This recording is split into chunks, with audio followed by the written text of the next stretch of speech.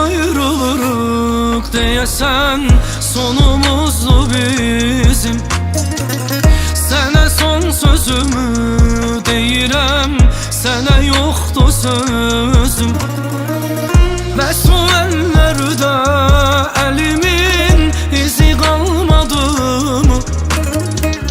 Səni səndən çox sevənin özü qalmadı mı? Bizi yandıran eşq odunun gözü qalmadı mı? Mənə sevirəm deyən adamın sözü qalmadı mı? Dünya mənim yerim deyil, hər ayrılıq ölüm deyil. Səndə olan xatirələr gördüm ki, heç mənim deyil. Dünya mənim yerim deyil, hər ayrılıq ölüm deyil. Səndə olan xatirələr gördüm ki, heç mənim deyil.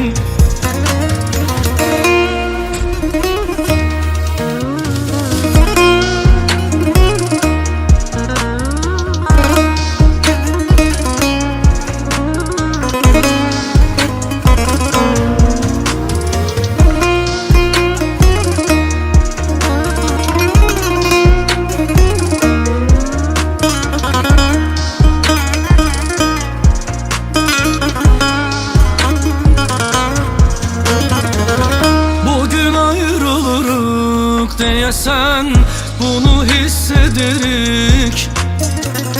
Ürəyimdə mənəm, ikimiz baş alıb gedirik.